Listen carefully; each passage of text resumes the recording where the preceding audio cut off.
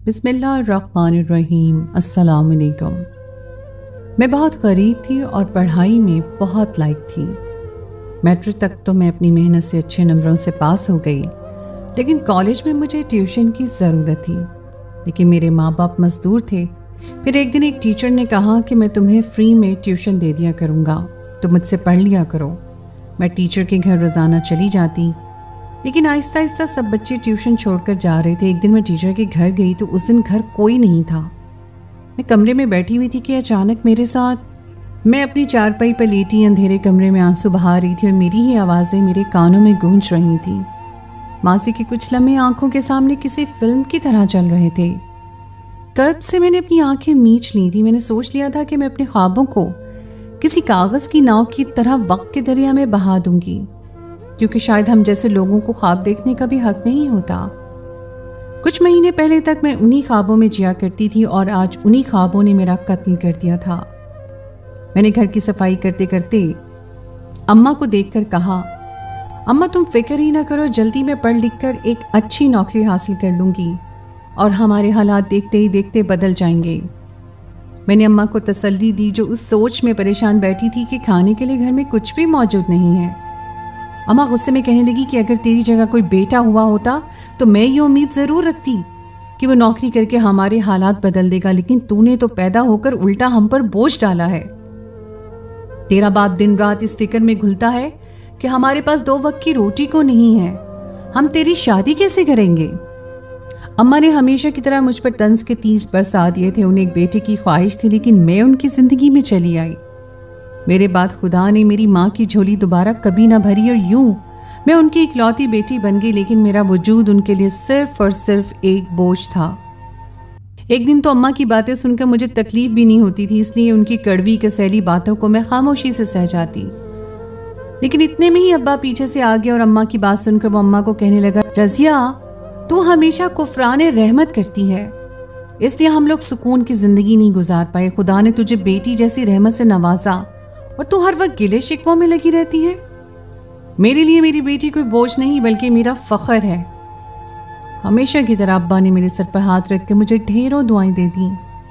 अब्बा की यही मोहब्बत और मान मेरे जीने की वजह थी और मैं हमेशा से यही चाहती थी कि मैं पढ़ लिख कर अपने अब्बा का सहारा बन जाऊं और अम्मा को मेरी पैदाइश पर जितने गिले थे वो सबके सब मिटा दूं।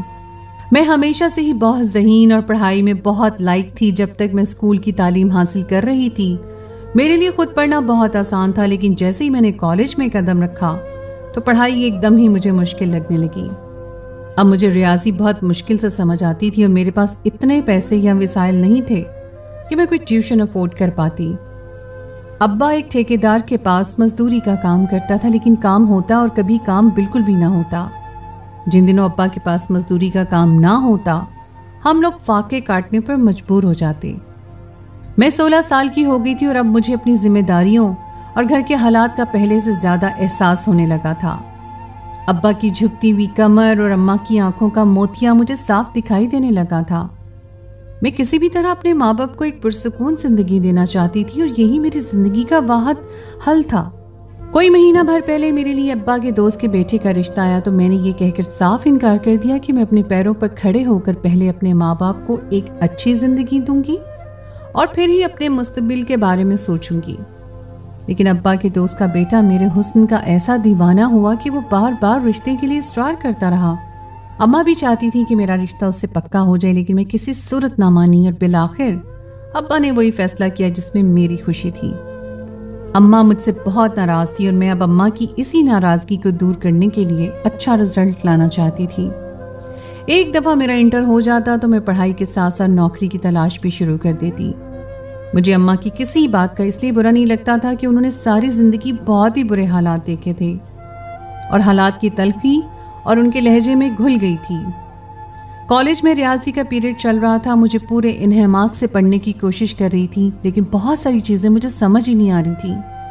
लेक्चर ख़त्म होने के बाद मैं अपने सर फैज़ के पास गई और उन्हें बताया कि मुझे ये सवाल बिल्कुल समझ नहीं आ रहे, तो सर ने मुझे वहीं बिठा लिया और मेरी सारी मुश्किलें हल कर दी। उन्होंने बहुत ही मोहब्बत और प्यार से मेरे सारे मसले हल किए और मैं उनके अखलाक से बहुत ज़्यादा मुतासिर हो गई। कॉलेज से वापस आने के बाद मैं उन्हीं सवालों को बार बार करती रही। सर ने मुझे इतनी अच्छी तरह समझाया था कि मैं बहुत आसानी से सवाल समझ गई थी।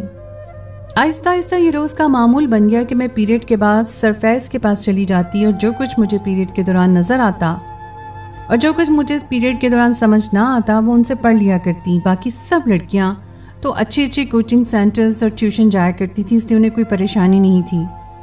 कुछ ही दिनों में मेरी और सरफैज़ की अच्छी खासी दोस्ती हो गई और सरफैज़ मुझसे मेरे बारे में पूछने लगे तो मैंने अपने बारे में सब कुछ बता दिया। सरफैज़ ये सुनकर बहुत खुश हुए कि मैं अपने माँ बाप के लिए स्टैंड लेना चाहती हूँ। वो कहने लगी, नूर तुम मेरे पास ट्यूशन पढ़ने आ जाया करो, मैं तुम्हें फ्री में पढ़ा दिया करूँगा। कॉलेज में बैठकर सब कुछ समझाना मुश्किल हो जाता है, ट्यूशन में तुम्हारे बाकी के सब्जेक्ट्स भी देख लूँगा। सर की बात सुनकर मेरी खुशी की इंतहा न रही। मैंने उनसे पूछा कि आपके पास कितने बच्चे आते हैं, तो कहने लगे कि ज़्यादा नहीं, थोड़े ही आते हैं, तुम बेफिक्र होकर चली आओ। घर आते ही मैंने अम्मा को इस बारे में बताया तो अम्मा ने साफ इनकार कर दिया कि पहले ही तुम आधा दिन घर से बाहर रहती हो, अब शाम के वक्त भी चली जाओगी तो मेरा हाथ कौन बटाएगा। मुझे अब सही तरह से नज़र नहीं आता है और मैं अकेली घर के काम काज करके थक जाती हूँ। बेहतर यह है कि अपने सर से पढ़ाई का भूत उतारो और घर पर तवज्जो दो। अम्मा की बात सुनकर मैं खामोश हो गई। उन्हें तो मेरे साथ साथ मेरी पढ़ाई से भी चिढ़ थी। वो अक्सर कहती कि तुम सिवाय वक्त ज़ाया करने के कुछ नहीं कर रही हो, हम जैसे लोगों के हालात कभी नहीं बदलते। मैं हमेशा अम्मा को एक ही जवाब देती थी कि अम्मा, हालात उन्हीं के बदलते हैं जो बदलना चाहते हैं, बैठकर रोने से तो वाकई कभी कुछ नहीं बदलता। अब भी अम्मा से मैं उतना ही कह सकी। रात खाने पर मैंने अब्बा से दोबारा इस बारे में बात की तो अब्बा ने खुशी खुशी मुझे इजाज़त दे दी और सर का घर हमारे घर से बहुत ज़्यादा दूर भी नहीं था। हम कच्ची आबादी में रहते थे और सड़क पार करके एक बड़ी सी सोसाइटी थी, वहीं सर का बंगला मौजूद था। अगले ही दिन मैं सर के बताए हुए पते पर पहुंच गई। इम्तिहानात करीब थे और मैं जल्द से जल्द सब कुछ पढ़ लेना चाहती थी। सर के ट्यूशन में 6 से 7 बच्चे मौजूद थे जो ज़्यादा नहीं, बड़े नहीं थे। मैं भी उन्हीं के साथ बैठ गई। एक बहुत बड़ा बंगला था। मैं पहली दफ़ा इतने आलीशान बंगले में आई थी। मेरी आंखें खुली रह गई थी। सर ने हमेशा की तरह बहुत ही नरम मिजाजी और खुशदली से मुझे पढ़ाया और बहुत कुछ मुझे समझ भी आ गया। 2 घंटे में मेरी छुट्टी हुई और मैं घर आ गई। मैं बहुत ज़्यादा खुश थी क्योंकि मुझे बगैर फीस अदा किए इतना अच्छा टीचर मिल गया था। मुझे यकीन हो गया था कि स्कूल की तरह मैं कॉलेज में भी बहुत अच्छे नंबरों से पास होंगी और फिर आगे के रास्ते मेरे लिए खुद ब खुद आसान हो जाएंगे। मैंने ख्वाबों की कश्तियाँ बनानी शुरू कर दी थी और मैं आंखें बंद करके अपने बदलते हुए हालात को देख रही थी। हर गरीब शख्स अपनी ज़िंदगी में अच्छा वक्त देखना चाहता है और मेरा भी यही ख्वाहिश थी। हमारे घर में बारिश में पूरी तरह घर टपकता था और हम तीनों एक छोटे से हिस्से में दबक कर बैठ जाते थे। अगर सारी रात बारिश बरसती तो हम सारी रात बैठे रहते। किसी दिन दोपहर का खाना खाते तो किसी दिन सिर्फ रात का। आज भी मुझे अच्छी तरह याद था कि जब अब्बा को निमोनिया हुआ तो हमारे पास दवा के लिए भी पैसे नहीं थे और कितने ही दिन अब्बा बिस्तर से लगा रहा। और फिर आखिर में जब मैंने अपने अब्बा के ठेकेदार के कदमों में बैठकर मिन्नत की तो उसने कुछ पैसे एडवांस के नाम पर दिए और बाद में उसकी पाई पाई वसूल की। अब तक का गुजरा हर एक लम्हा किसी अजियत की तरह था जिससे बाहर निकलना मेरी अव्वलीन तरजीह थी और अब मुझे अपना हर ख्वाब और ज़िंदगी का मकसद पूरा होता हुआ नज़र आ रहा था। मैं सरफैज़ की बहुत ही शुक्रगुजार थी। मैं रोज़ाना बाकायदगी से उनके घर पढ़ने के लिए जाने लगी और 15 दिनों में मैंने उनसे बहुत कुछ सीख लिया था। लेकिन 15 दिनों में 4 बच्चियाँ ट्यूशन छोड़कर जा चुकी थीं और मैं इस बात पर बहुत हैरान थी। सरफैज़ तो बहुत अच्छा पढ़ाते थे और फीस भी नहीं लेते थे। वो थे खुदा तर्स इंसान थे तो सबके लिए फरिश्ता थे। आने वाले कुछ ही दिनों में बाकी बच्चे भी ट्यूशन से चले गए और मैं अकेली रह गई। लेकिन अब मैं सरफैज़ को बहुत अच्छी तरह जान गई थी, इसलिए मुझे उनके साथ पढ़ने में कोई मसला नहीं था। मेरे लिए वो मेरे बाप की जगह थे। एक दिन मैं ट्यूशन गई तो मामूल के मुताबिक वहाँ कोई भी मौजूद नहीं था। मैं अकेली ही अपनी किताब खोलकर पढ़ने लगी। सरफैज़ शायद अपने कमरे में थे। वो अक्सर ही मेरे जाने के थोड़ी देर बाद कमरे में आ जाया करते थे। मुझे पढ़ते हुए कुछ ही देर गुजरी थी कि अचानक कमरे में एक आदमी चला आया और मुझे देखकर मुस्कुराने लगा। मैं हैरान थी क्योंकि मैंने ये चेहरा पहले कभी नहीं देखा था। शायद ये सरफैज़ का कोई रिश्तेदार था। वो आहिस्ता से मेरे साथ आकर बैठ गया। मैं परेशान होकर उसे देखने लगी तो कहने लगा कि फिक्र ना करो, आज फैज़ मौजूद नहीं है इसलिए मैं तुम्हें पढ़ाऊंगा।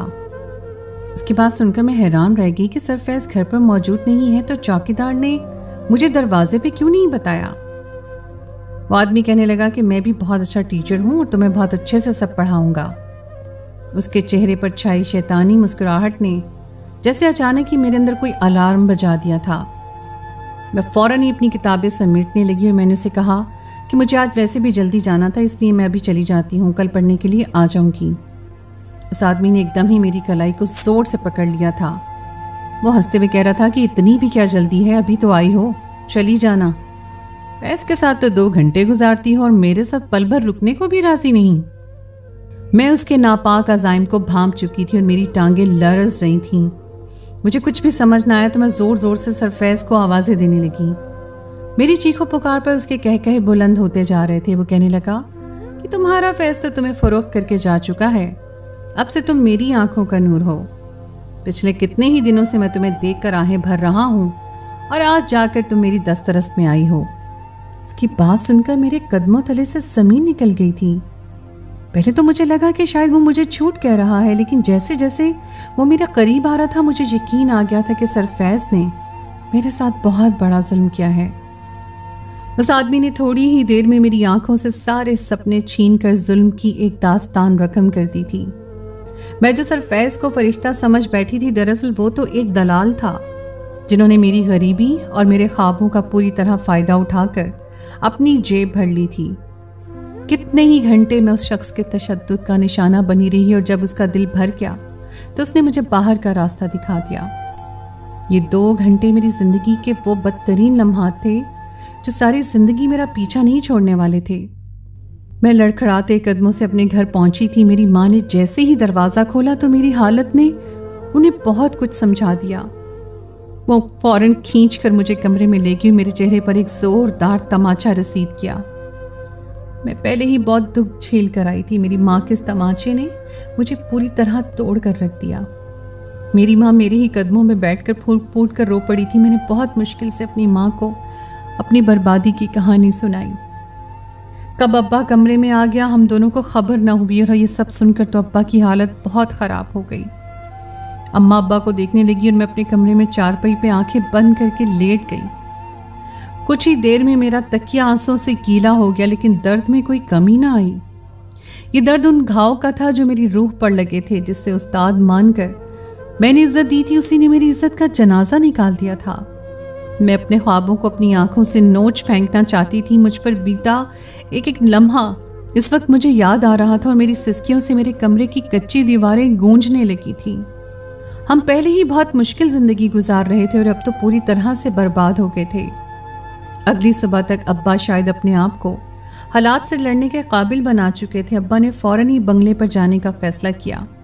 वो सरफैज़ से मिलकर हिसाब लेना चाहते थे, लेकिन वहां जाने पर बंगले के चौकीदार ने बताया कि यहाँ कोई सरफैज़ नहीं रहते, बल्कि बंगले का मालिक तो बहुत अरसे से अमेरिका में है और कभी कभी यहाँ उसके दोस्त आते जाते रहते हैं। 1 महीने के लिए बंगला किराए पर लिया गया था और अब किराएदार खाली करके जा चुका है। चौकीदार ने अब्बा को खाली हाथ वापस लौटा दिया था। अब्बा की झुकी हुई कमर पूरी तरह टूट गई थी। यकीनन ये सब कुछ एक सोचे समझे मंसूबा के तहत किया गया था। मेरे ख्वाब हमारे लिए एक भयानक हकीकत बन गए। अम्मा ने अब्बा के आगे हाथ जोड़ दिए और कहने लगी कि अब आप इस मामले को यहीं छोड़ दीजिए। अगर ये बात घर से बाहर निकली तो हमारी बहुत बदनामी होगी। अम्मा ने मेरे आगे हाथ जोड़कर भी यही कहा कि अब मैं तालीम को खैर बात कह दूं और घर में ही रहूं। पहले ही मेरी वजह से बहुत खसारा हो चुका है। लेकिन अब्बा ना माने, वो सरफैज़ को पकड़ना चाहते थे और उनसे एक एक बात का हिसाब लेना चाहते थे। उसी दिन मेरा अब्बा मेरा हाथ पकड़कर कॉलेज पहुंच गया और सरफैज़ के बारे में पता किया तो पता चला कि सरफैज़ मुस्तकिल टीचर नहीं थे, बल्कि वो कुछ दिनों के लिए भर्ती किए गए थे क्योंकि रियाजी के उस्ताद बहुत बीमार थे। अब जबकि वो उस्ताद ठीक होकर आ गए हैं तो सरफैज़ को 2 दिन पहले ही फारिग कर दिया गया है। ये सुनकर तो अब्बा और मैं दोनों ही सख्ते में आ गए। वो शख्स सिर्फ हमारी जिंदगी में हमें बर्बाद करने के लिए आया था। वो कोई उस्ताद नहीं बल्कि एक शैतान था जिसने बहुत ही चालाकी से अपना खेल खेला था। कॉलेज के प्रिंसिपल ने अब्बा से पूछा कि वो सरफैज़ को क्यों ढूंढ रहे हैं, तो अब्बा ने उन्हें सब कुछ सच सच बता दिया। हकीकत जानने के बाद प्रिंसिपल ने अब्बा को तसल्ली दी और कहा कि वो अब्बा की पूरी मदद करेंगे क्योंकि इस बात से उनका इदारा भी बदनाम होगा। वो सरफैज़ को ढूंढकर उसे सज़ा ज़रूर दिलवाएंगे, क्योंकि ऐसे लोग उस्ताद के पेशे को भी पूरी तरह बदनाम कर रहे हैं। मैं और अब्बा घर लौट आए थे, लेकिन मैंने अपनी किताबों को हाथ नहीं लगाया। मेरा दिल पढ़ाई में बिल्कुल भी नहीं लगता था। मैंने खामोशी से घर के काम काज में अम्मा का हाथ बटाना शुरू कर दिया। जब भी मैं फारिग होती तो मेरी आंखों से आंसू गिरने लगते और अब्बा मेरी हालत देखकर दुखी हो जाते। एक दिन प्रिंसिपल साहब हमारे घर आए। उनके और अब्बा के समझाने पर कुछ दिनों के बाद मैंने दोबारा से अपनी पढ़ाई शुरू कर दी। अम्मा ने मुझे लाख रोकने की कोशिश की, लेकिन अब्बा एक मजबूत सहारे की तरह मेरे साथ खड़े हो गए थे। कुछ ही दिनों में प्रिंसिपल साहब ने सरफैज़ की सारी मालूमात हासिल कर ली और पुलिस के जरिए उन्हें गिरफ्तार भी करवा दिया। वो शख्स अपनी बेखबरी में मार खा गया था। उसे बिल्कुल भी अंदाज़ा नहीं था कि मेरे अब्बा मेरे लिए इतना बड़ा कदम उठा लेंगे और उनके खिलाफ रिपोर्ट दर्ज करवा देंगे। और फिर पुलिस ने मुझे बयान देने के लिए बुलवाया तो हमें पता चला कि सरफैज़ एक पढ़े लिखे शख्स थे, लेकिन तालीम ने उन्हें शऊर नहीं दिया था, बल्कि वो अपनी तालीम को गलत अज़ाइम के लिए इस्तेमाल कर रहे थे। वो इसी तरह कुछ दिनों के लिए किसी भी स्कूल या कॉलेज में नौकरी करते, हर जगह किसी ऐसी लड़की को अपना निशाना बनाते जो बहुत ही गरीब और शरीफ होती। पढ़ाई में मदद के बहाने उसे किसी भी ऐसी जगह बुलाते जो किराए की होती। कुछ दिन तो अच्छा बनकर पढ़ाने का ढोंग रचाते और फिर मौका देखकर उसे फरोख्त करके फरार हो जाते। मेरी किस्मत अच्छी थी कि उन्होंने मुझे जिस शख्स को बेचा था उसने कुछ ही घंटों में मुझे आज़ाद कर दिया था और इसी वजह से सरफैज़ पकड़े गए थे। वरना उमूमन वो जब भी किसी लड़की को फरोख्त करते तो वो लड़की कभी अपने घर वापस ही ना पहुंच पाती, और अगर पहुंच भी जाती तो इज्जत के खौफ से कभी उनके खिलाफ आवाज़ ना उठाती। मेरी वापसी ने उनके सारे खेल को ख़त्म कर दिया था और वो पुलिस की गिरफ्त में आ गए थे, जबकि ये बात उनके वहमा गुमान में भी नहीं थी कि मेरे अब्बा इतना बड़ा कदम भी उठा सकते हैं। मेरे अब्बा ने सलाखों के पीछे बैठे सरफैज़ से कहा, इंसान अमीर या गरीब हो सकता है, लेकिन एक बाप अपनी औलाद के लिए हमेशा बादशाह ही होता है। मैं अपनी बेटी के लिए हर उस हद तक जाऊंगा जहां तक कोई अमीर आदमी जा सकता है। तुमने जो कुछ मेरी बेटी के साथ किया उसके लिए तो तुम्हें सजा जरूर मिलेगी, लेकिन मैं आइंदा किसी और की बेटी को भी तुम्हारे जैसे दरिंदों के हाथ नहीं लगने दूंगा। और इसके लिए मैं अपनी बेटी के साथ होने वाले वाक़े को दुनिया की नज़रों तक पहुंचाऊंगा, ताकि आइंदा कोई लड़की तुम्हारे जैसे भेड़िए को उस्ताद समझकर धोखा ना खाए। प्रिंसिपल साहब की मदद से कुछ ही दिनों बाद यह खबर अखबार की जीनत बन गई और सरफैज़ का चेहरा हर अखबार में नुमाया नजर आने लगा।